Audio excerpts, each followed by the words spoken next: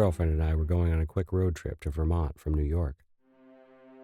My car was having the subframe replaced, and her car was tiny. So we got a rental SUV, and we're on our way up to Bennington and Smuggler's Notch to enjoy the autumn colors. About a quarter of the way there, I realized I forgot to bring a charging cable for my iPod, and we're about an hour deep in a Dan Carlin podcast I was trying to get her hooked on, so we stop at a random Walgreens to grab one. While walking around, I see a really cool Nightmare Before Christmas wind-up music snow globe and decide to buy it. The snow globe is in a box. I toss it on the floor of the back seat, plug my iPod in, and we continue on our way, listening to the hardcore history episode Prophets of Doom. It's about the Protestant Reformation and basically an Anabaptist cult taking over a city. Lots of talk about torture and crazy stuff. Not exactly relevant to the story, but it set the tone for the car ride, which kind of made the next thing a tiny bit more spooky than it might have been otherwise. So we're driving, and we hear a little sound, like a tone. Check our phones like, was that some notification? Nothing. Go around a turn and a few more notes play. It's that snow globe in the back seat. Ha ha ha ha, right? We figure rolling around is making the music bits spin a little, and every so often as we're driving it lets out a few notes. The laughter gets a little more awkward and nervous each time, but nothing big. We joke that it's haunted. We got a haunted snow globe from Walgreens.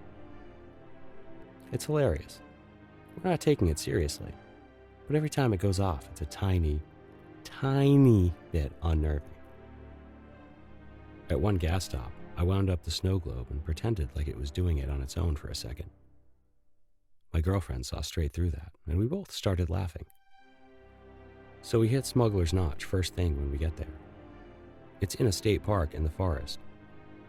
It was used back in the early 1800s by people in Vermont who were illegally trading goods with Canada. We stop at the bathroom and little museum thing at the bottom of the hill. We leave our car by the museum and start hiking a trail back up the hill. There's a cool cave-like rock formation on one of the trails at the top of the list of stuff we wanted to check out. Now we're nowhere near our car. We get near the cave thing, and there are 3 people there ahead of us, 2 of them being older gray-haired ladies. We hang back because they've decided not to go any further and are just getting some pictures before they head back. So in a few minutes, we'll have the whole cave area to ourselves. They start heading out, and we go up toward the cave formation. It's not really a cave, just some huge flat rocks that have fallen over on themselves and created a kind of structure.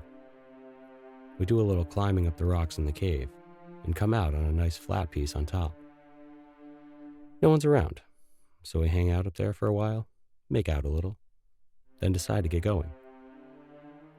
As we're making our way back down into the cave, some other people are coming in. We get out, and what do you want to do? Back to the car? Nah, let's head up this way and make our way up another trail. We walk far enough away from the cave and the people checking it out to truly start to feel alone again. And after a few seconds of silence as we're both walking, I hear a few familiar notes. It takes me a second to realize it's music, and despite it being so out of place in the middle of the woods, it doesn't feel creepy or anything until I realize it's the song from the snow globe. Not even just a note or two. It was full on playing like it had been wound up all the way. And it sounded close, like it was right in front of me, but coming in from everywhere on the wind. I'm in full creeped out mode. I decide I'm just imagining shit, but as it fades to a stop and the world returns to silence, I'm assured it was definitely real.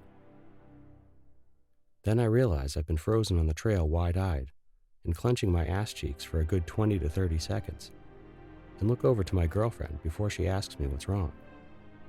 But instead of wondering what's wrong with me, she's wide-eyed too. Scan the area. There's no one around.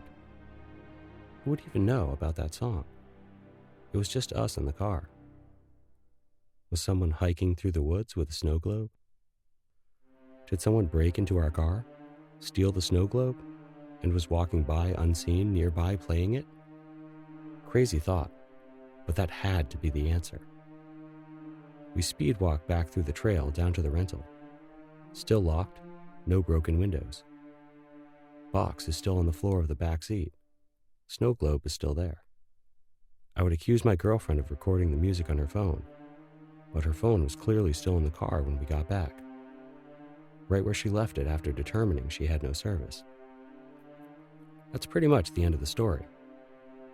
We drove around Vermont for a few more days, went to Bennington, got some maple taffy, which I thought would be disgusting, but was amazing. On the way home, I even yanked the wheel around violently a few times to shake the car up a little.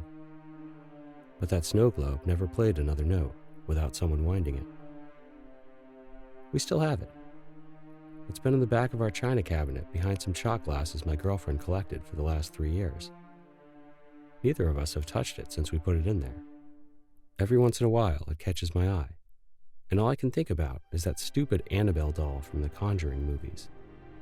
I'm not really one to believe in ghosts or things of that nature, but that is one thing that has seriously freaked me the fuck out.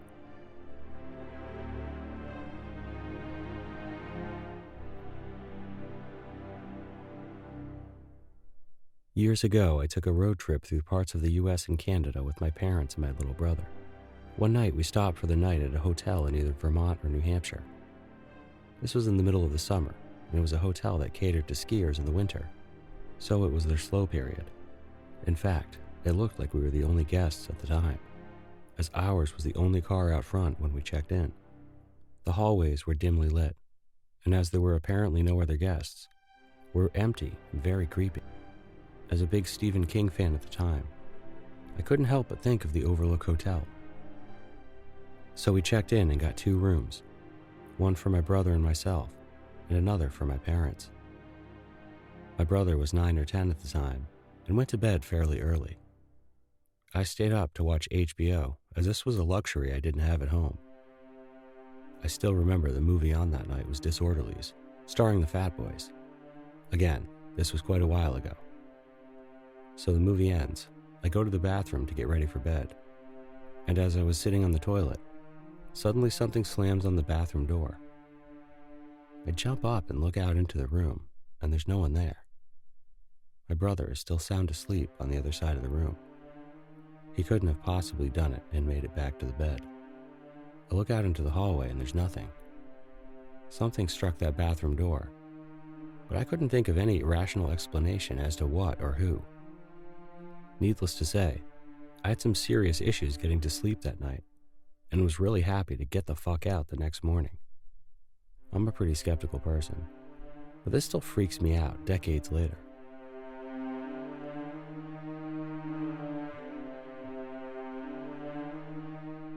This took place at Bennington College, Vermont.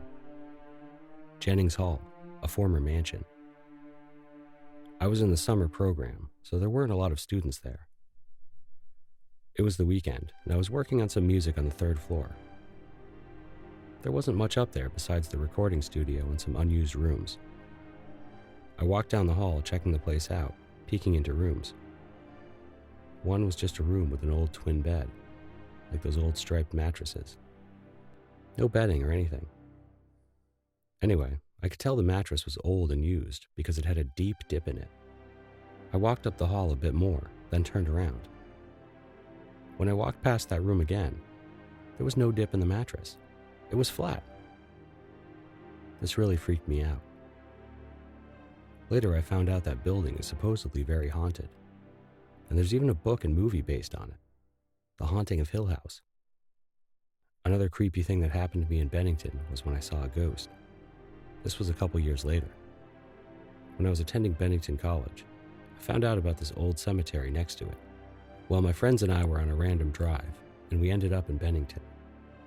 It was night, so of course I suggested hanging out at the cemetery, like any normal 19-year-old would do back in the days before cell phones and stuff. We walked through it, just laughing and talking. I was eating an apple. Suddenly, we all got quiet and serious. I had this feeling I can't even describe. A cold weakness. I dropped my apple. I looked toward a tree and saw a ghost, like a teenage girl.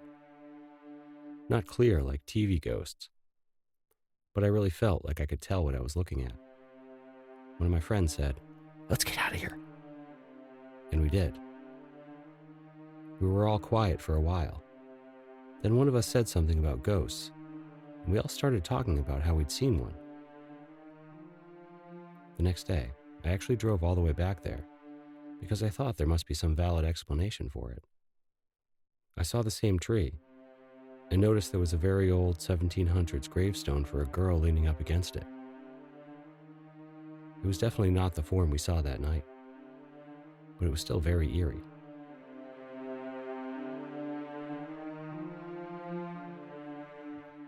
Vermont, September 1997. My parents were renting a property built in 1888 that included a large home, a large unused barn, a closed-up and busted milk house, and a storage shed that could fit 3 cars. Twilight. The sun was setting. My dog used the area behind the storage shed to go number 1 and number 2, so nobody would step in a dog bomb. 8-year-old me was urging him, saying, "Do your duty," while I walked around bored. He finished up and raced back to the door of the house. As I turned to follow, I saw something I have only before told my husband about. I saw what looked to me like a small female person wearing a pointed witch-like hat and a brown dress, like a fall fairy, riding a winged frog. The little lady was on the back of the enormous frog.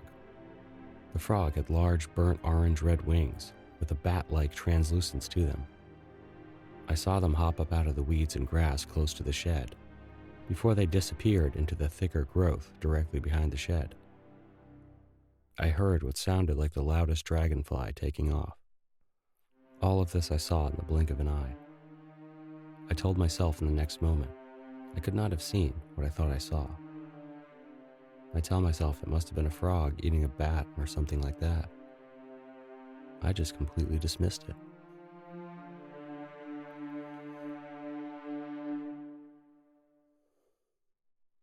I'm a huge skeptic. I've experienced a lot of weird shit, but I always try to find a logical, tangible conclusion before considering the supernatural. Now, the story with Emily's Bridge can be looked up. It's a pretty standard, "My husband didn't meet me to run from the war, so I killed myself and haunt this place now" story. I went with several friends, filming and testing the area for a class project. It was a full moon, and we drove through to the other side of the bridge, and some locals pulled up behind us. The driver said he had come before and nothing happened. He wanted to prove once and for all that it was a hoax.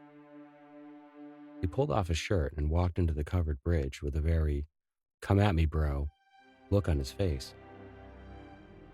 Despite the full moon, the second he stepped under the bridge, we couldn't see him for shit. He came out very shortly after with a confused look on his face. Not the "I told you so" we were expecting.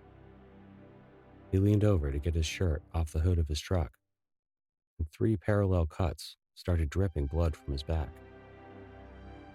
But there was no tearing of the skin. Blood just looked like it was coming out of his skin in that pattern. We told him. He turned around, and he had about a 1-inch X scratched on his forehead. Same deal with no cut, just blood. I still have no damn idea how he would have faked any of that if he did. If you scratch yourself, there's always a tear in the skin. They got out of there immediately. Our arrogantly skeptical friend said bullshit, pulled off his shirt, and walked towards the bridge. My best friend and I followed him to stop him. She grabbed my hand. As we approached the entrance, it was like the bridge started closing a shutter, or like all the light was being sucked out of it. It was about 20 meters in length. Not hard to see the other side through it, but once you got inside, it was so pitch black, and my friend and I couldn't even see each other when we were standing a foot apart. We got out of there. The arrogant friend came out after us and just said, "We need to go." We drove back through. I was driving my '05 Trailblazer, an automatic. It was 2006 or 2007 at the time. I got about halfway through the bridge and the power, lights, engine, everything just shut off. We were still moving. The key was still turned. It took a few tries, but I got it started again, and we got out of there. The car never had any problems before, and didn't have any serious issues after that night. I still have no explanation for any of the things that happened that night. I just know I have no desire to return to that bridge anytime soon.